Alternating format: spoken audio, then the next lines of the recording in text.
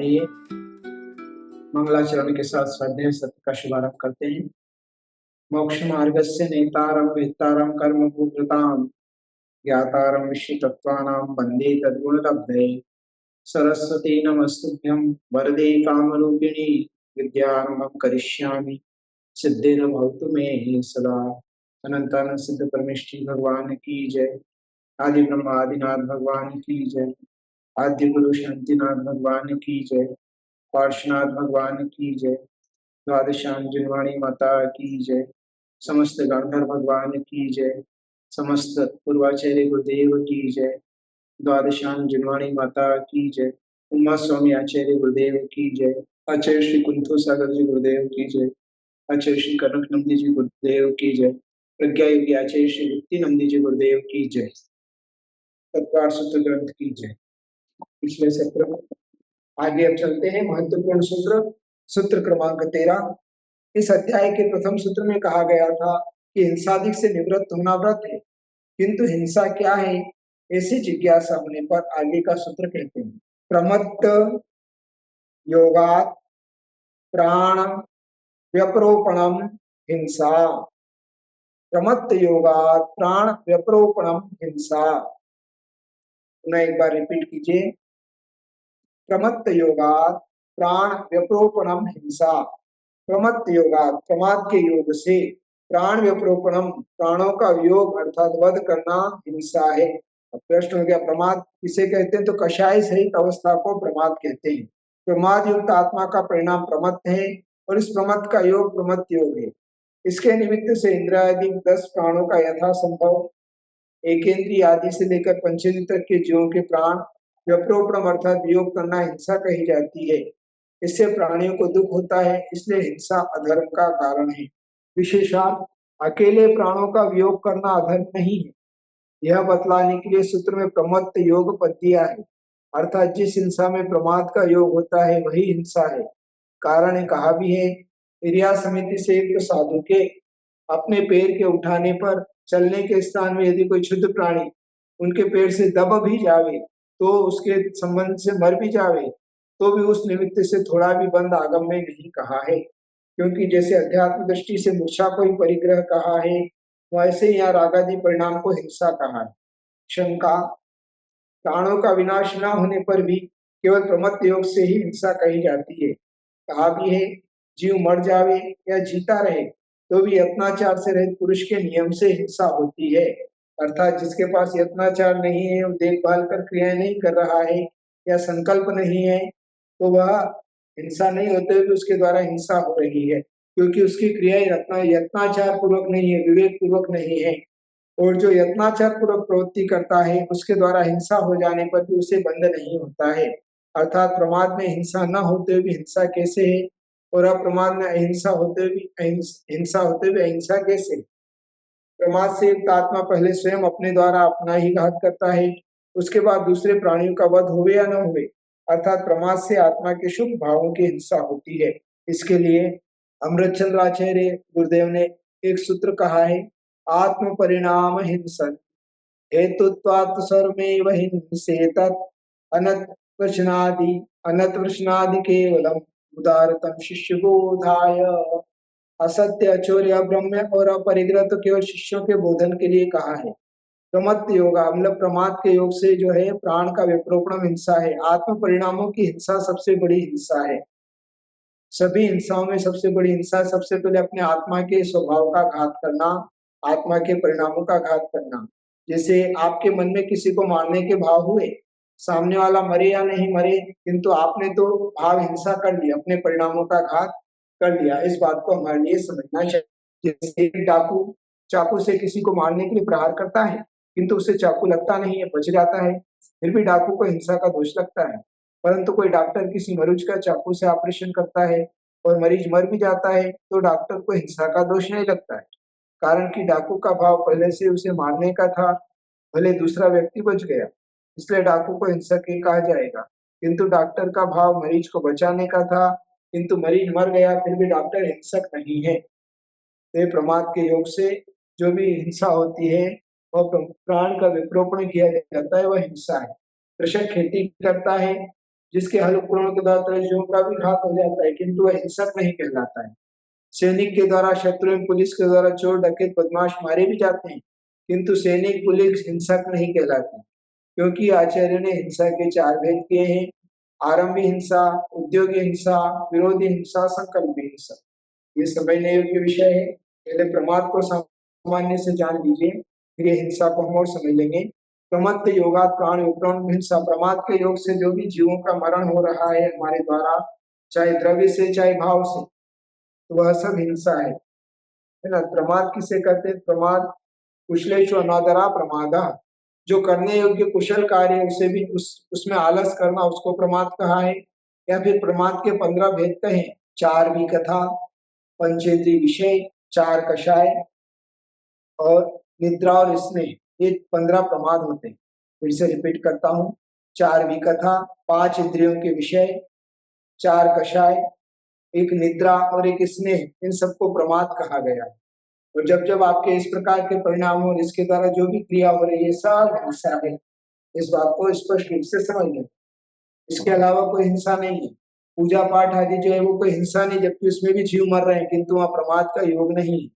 क्योंकि चार भी कथाएं होती हैं: स्त्री कथा अर्थात स्त्री के रंग रूप विलास हाव भाव काम वासना को बढ़ाने वाली कथा। कथा में मतलब कथा सुनना, देखना, चलचित्र आदि, पिक्चर मूवी आदि जैसे अश्लील उपन्यास पढ़ना, अश्लील देखना, उसके देखने के परिणाम होना, यह सब जो है जानना चाहिए। राष्ट्र कथा, राष्ट्र कथा के अंतर्गत राजनीति की कथा, कौन हरा कौन जीता, कौन सी पार्टी अच्छी है कौन सी पार्टी खराब है, किसको वोट देना चाहिए किसको नहीं देना, इस प्रकार नाना प्रकार की जो चर्चाएं करते हैं वह जो है वह राष्ट्र कथा है। फिर भक्त कथा, भोजन की कथा, भोजन से संबंधित चर्चाएं अगर हम बैठकर कर रहे हैं तो भोजन कथा है, यह सब प्रमादवी कथा है। और हो गया चोरी कथा, चौथी चोरी करना, चोरी करना, चोरी करने का उपदेश देना, चोरी का मार्ग बताना, चोरी शास्त्र को पढ़ना, ये सब भी कथा है। ये 4 प्रकार की भी कथा। फिर क्रोध मान माया लोग, इन 4 कषायों से युक्त होना, ये हो गया। फिर पंचेंद्रिय विषयों के लिए जो भी क्रिया होगी वो 5 इंद्रिय के विषय के लिए होगी। या तो स्पर्शन इंद्रिय, रसना इंद्रिय, घ्राण इंद्रिय, चक्षु इंद्रिय, कर्ण इंद्रिय, इन सब के सहित इन सब के लिए क्रियाएं करना ये प्रमाद है। इसके अलावा निद्रा, नींद निकालना प्रमाद है। और स्नेह, किसी बालक अपने इष्ट मित्र के स्नेह के प्रति हम झूठ भी बोल देते हैं, उसको बचाने के लिए उसके गलत कार्यों का समर्थन भी कर देते हैं, इन सब बातों को हमारे लिए समझना चाहिए। फिर 4 भी कथा, 5 इंद्रियों के विषय और 4 कषाय, निद्रा और स्नेह।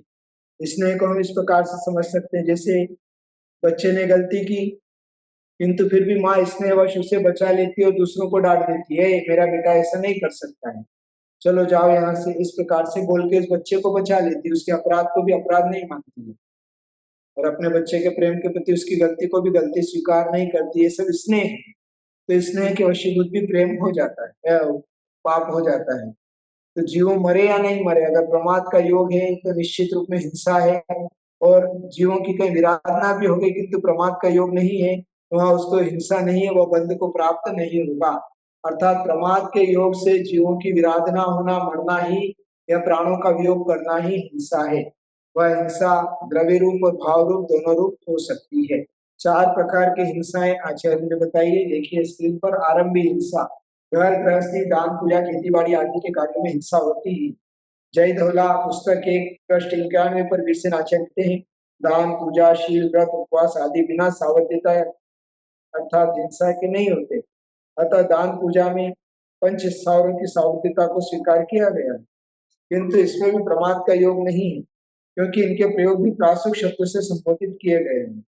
मूलाचार्य के संस्कृत टीका जो वसुनंदी आचार्य इसके द्वारा लिखी है, प्रासुक शब्द का अर्थ है उसमें से प्राणी रहित किया है, जिसका अर्थ अपने आप में ध्वनित होता है कि पंच स्थावरों के प्रयोग में अन्य कोई तरह जीवों का मिश्रण न हो, जैसे चावलों में सूरी तिरुला आदि, पुष्प में इल्ली आदि, जल में काई पत्ते आदि, काई अर्थात पत्ते, जो इन सबके आधारभूत जीव हैं, इनसे रहित द्रव्य हो। फिर भी द्रव्य चढ़ाते समय द्रव्य की सुगंधि से आकर्षित तितली भौरे आदि आते हैं तो द्रव्य सचित नहीं माना जाता, यह उस द्रव्य की विशेषता है। अतः जिनेन्द्र भगवान के अभिषेक पूजन की सामग्री में जो आरंभ हिंसा होती है उसे समंत भद्राचार्य ने सावध्य देशो बहु पुण्य राशो कहा है। अर्थात जो सामान्य से प्रायः कहा जाता है कि फल फूल नहीं चढ़ाना चाहिए, उसमें हिंसा होती है, इस प्रकार के शब्द सुनने में आते हैं। पर प्रमाद का योग अगर है तो हिंसा है। भगवान की पूजा के लिए आप जा रहे हैं तो हिंसा, बना मंदिर बनाना है तो जमीन खोना होगी, तो जमीन खोदेंगे तो गड्ढा खोदेंगे तो कितने मतलब प्रतिका जीवों की हिंसा होगी। फिर वह मंदिर उससे और मूर्ति बनाने वाला तो नरक में जाना चाहिए, पर ऐसा होता नहीं है। मूर्ति बनाने वाले, मंदिर दान करने वाले उत्तम गति को प्राप्त करते हैं।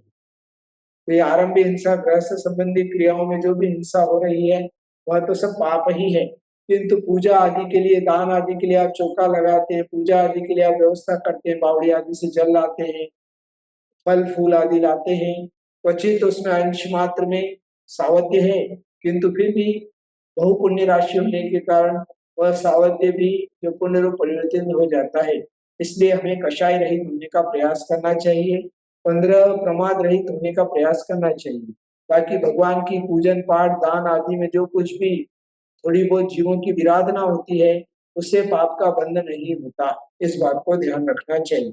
इस छंद की उत्थानी का लिखते समय प्रभाचंद्र आचार्य ने टीका में यही प्रश्न किया है कि भगवान पूजा में आने वाले दूध दही गंध धूप पुष्पमाला आदि को चढ़ाने से हिंसा होती है, किंतु पुण्य विशेष होने से उस हिंसा का कोई उदाहरण के द्वारा कहा है कि जिस प्रकार समुद्र में यदि एक जहर की बूंद गिर जाए तो समुद्र जहरीला नहीं होता है, ठीक उसी प्रकार पूजन में अतिशय पुण्य होने के कारण पूजन सामग्री से होने वाली सावधिता को क्षम्य माना है। 5वीं शताब्दी के योगेंद्र आचार्य ने सावय दम्मोदवा ग्रंथ में तो यहाँ तक कह दिया कि जो श्रावक भगवान के अभिषेक को हिंसापूर्ण मानकर छोड़ देता है उसने सम्यक को दूर से ही छोड़ दिया है। अतः सभी को पंथवाद का आग्रह छोड़कर आचार्य के वचनों की श्रद्धा करना चाहिए।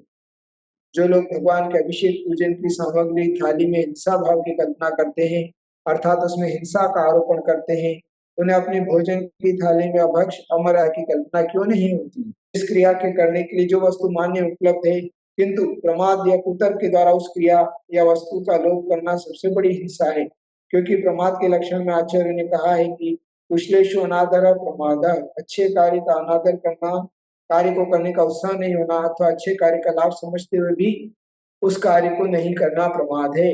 प्रमाद से लोग हिंसा कर रहे हैं, इसलिए हमें प्रमाद रहित होने का पुरुषार्थ करना चाहिए। उसी प्रकार उद्योगी हिंसा, व्यापार आजीविका के निमित्त से जो हिंसा होती है वह उद्योगी हिंसा है। व्यक्ति अपने परिवार के पालन पोषण हेतु व्यापार करता है, इस व्यापार के पालन पोषण की यथायोग्य पूर्ति होने के बावजूद भी अधिक उद्योग व्यापार में लगा रहता है, उसे बहुआरंभी बहुपरिग्रही कहा है, जो नरक आयु के आश्रय का कारण है। हाँ, थोड़ा उद्योग करके बहुत फल मिलना संपदा है, क्योंकि संपदा पुण्य से मिलती है। सम्यक प्रकार प्राप्य इति संपदा, यहाँ संपदा में आसक्त होने व आसक्ति से भोगने का पाप धन का हेतु है।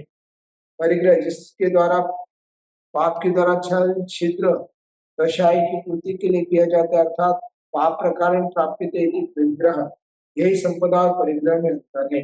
पुण्य के द्वारा थोड़ी मेहनत करके बहुत प्राप्त हो जाना यह तो संपदा है, और छल कपट मायाचारी के द्वारा अधिक धन को अर्जित करने का प्रयास करना यह जो है परिग्रह कहलाता है।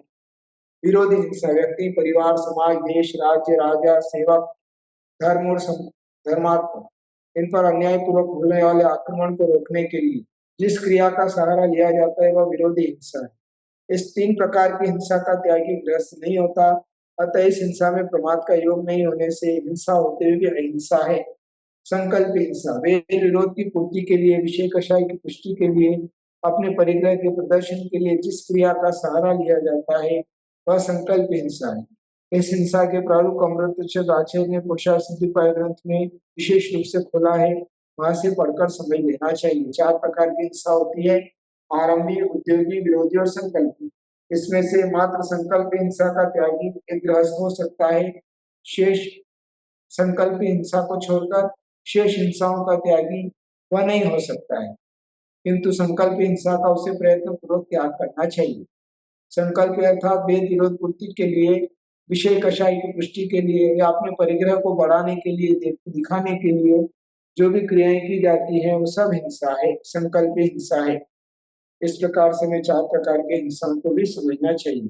ये सब आपके जीवन के लिए महत्वपूर्ण सूत्र हैं, आचरण में लाने योग्य सूत्र हैं। जैसे पहले 4 भावनाओं का सूत्र आया, उसके बाद अहिंसा धर्म के पालन के लिए सूत्र आया प्रमत्त योगा प्राण उपक्रम हिंसा। जहां जहां पर प्रमाद है वहां पर हिंसा है, इस बात को ध्यान रखना चाहिए। चलिए इतना ही रखते हैं, अगले सत्र में फिर से लेंगे शेष आगे के सूत्र, झूठ चोरी कुशील परिग्रह आदि की परिभाषा और इससे संबंधित जो भी विषय होगा अगले सत्र में लेंगे। जिन वाणी के ज्ञान से सुझे लोकालो सुवाणी मस्तक्षरो सुवादे थोड़ो 9 बार नमोकार मंत्र का जाप करेंगे। सबके लिए बहुत सारा मंगल आशीर्वाद।